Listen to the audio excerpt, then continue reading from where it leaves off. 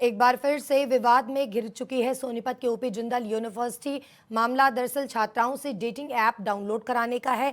छात्राओं से वहां के प्रोफेसर ने ही डेटिंग ऐप डाउनलोड कराया है। इंडियन आर्मी को गलत बताकर के मानव बम सिखाया गया है छात्राओं को। तो ये पूरा मामला सामने आया। महिला आयोग की चेयरपर्सन रेणु भाटिया की ओर से इस मामले का खुलासा किया गया है और जिंदल यूनिवर्सिटी महिला आयोग की चेयरपर्सन रेणु भाटिया पहुंच चुकी हैं। मानव बम बनाना सिखाया जा रहा था, यहाँ सुसाइड और बम अटैक का पाठ पढ़ाया जा रहा था।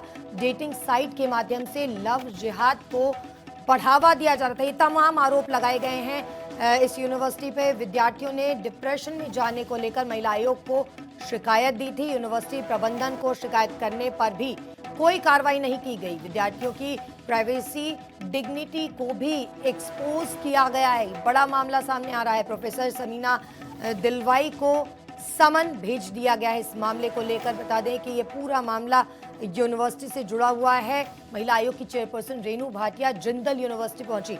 जिंदल यूनिवर्सिटी में ये पूरा मामला सामने आया है, जहां पर छात्राओं से, लड़कियों से, जो वहां की विद्यार्थी थी, उनसे डेटिंग ऐप डाउनलोड करवाए गए। इसी के साथ इंडियन आर्मी को गलत बताया जा रहा था और कहीं ना कहीं ब्रेन वॉश करने जैसी बात यहाँ पर सामने आ रही है कि लड़कियों का, छात्राओं का ब्रेन वॉश किया जा रहा था। लव जिहाद का मामला भी इससे जुड़ता हुआ नजर आ रहा है। डिग्निटी को भी एक्सपोज किया गया है। प्रोफेसर समीना दिलवाई को समन भेज दिया गया है। बताया ये भी जा रहा है कि शिकायत पहले की गई थी, लेकिन शिकायत करने के बावजूद किसी तरह की कोई कार्रवाई यूनिवर्सिटी प्रबंधन की ओर से नहीं की गई है। बड़ा मामला इस वक्त सामने आ रहा है। विद्यार्थियों ने डिप्रेशन में जाने को लेकर महिला आयोग को शिकायत की थी, जिसके बाद ये पूरे मामले का खुलासा हुआ है। डेटिंग साइट के माध्यम से लव जिहाद को बढ़ावा दिया जा रहा था। वहीं मानव बम और सुसाइड बॉम्बर बम अटैक का पाठ भी यहाँ यूनिवर्सिटी में लड़कियों को पढ़ाया जा रहा था। महिला आयोग की चेयरपर्सन रेणु भाटिया इस पूरे मामले को लेकर जिंदल यूनिवर्सिटी पहुंची। इंडियन आर्मी को गलत बताने का भी मामला यहाँ सामने आया। 90% बच्चे, 95% लड़के लड़कियां अनकंफर्टेबल थे। उसने उनको क्लास के दौरान एक डेटिंग ऐप लोड करने को कहा और कहा कि उसमें वॉच करो और स्टडी करो कि क्या रिएक्शंस आते हैं। डेटिंग ऐप में कुछ लोग थे बम्बल में, वो शर्मिंदा हुए कि उनकी वो प्राइवेसी लीक हुई। Right to privacy, right to dignity, ये हमारे कानून में है। उसने कानून का उल्लंघन किया।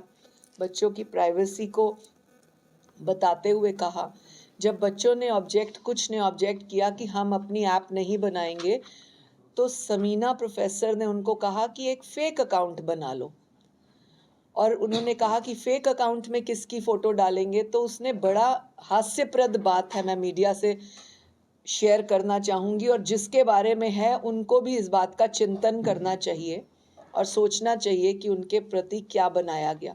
उन्होंने कहा कि फेक अकाउंट राहुल गांधी के नाम पे बना लो, जो कि एक बहुत शर्मिंदगी की बात है। उन्होंने, राहुल जी हमारे सीनियर राजनेता हैं, भले ही वो किसी पार्टी के हैं, हम उस बात को नहीं कहेंगे, लेकिन किसी का भी इस तरह से फेक अकाउंट बनवाना और फिर ट्रोल करना, ये तो एक शर्मनाक बात है। ये पहली शर्मिंदगी की बात जो समीना जी ने की। 90% बच्चे, 95% लड़के लड़कियां अनकंफर्टेबल थे। उसने उनको क्लास के दौरान एक डेटिंग ऐप।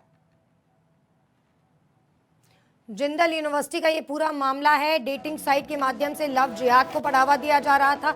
इसके साथ साथ छात्र छात्राओं से डेटिंग ऐप डाउनलोड करने की बात की जा रही थी। और इसी खबर पर अपडेट दे रहे हैं हमारे संवाददाता संजीव घनघस। संजीव, जिंदल यूनिवर्सिटी का ये पूरा मामला है, बड़ा मामला सामने आया है। किस तरीके से छात्र छात्राओं को डेटिंग ऐप डाउनलोड कराया गया, लव जिहाद का मामला भी इससे जुड़ता हुआ नजर आ रहा है। संजीव से हम एक बार फिर से कोशिश करेंगे बात करने की और इस पूरी खबर पर अपडेट लेने की। फिलहाल लेकिन आपको बता दें कि ये पूरा मामला सामने आया है, बड़ा मामला है।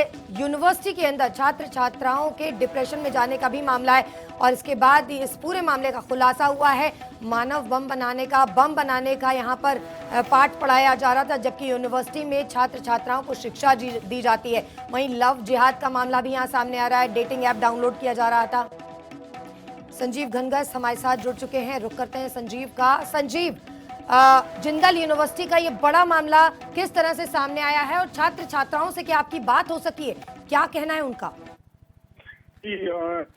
सोनीपत की में स्थित ओपी जिंदल ग्लोबल यूनिवर्सिटी में कल ही ये मामला सामने आया है, जब महिला आयोग की चेयरपर्सन रेणु भाटिया ने संज्ञान लिया है। उन्होंने बताया कि उनके पास ऑनलाइन शिकायत मिली थी, उस पर उन्होंने संज्ञान लिया है और उन्होंने कहा है कि किसी भी शैक्षणिक संस्थान में राष्ट्रीय और धर्म की से संबंधित बातें की जानी चिंताजनक है। इस बारे में अभी कोई विद्यार्थी सामने नहीं आ रहा है, जबकि जो यूनिवर्सिटी प्रशासन है वो भी चुप्पी साधे हुए है। जी, यूनिवर्सिटी प्रशासन की ओर से चुप्पी साधना ये एक अपने आप में बड़ा सवाल खड़ा कर रहा है।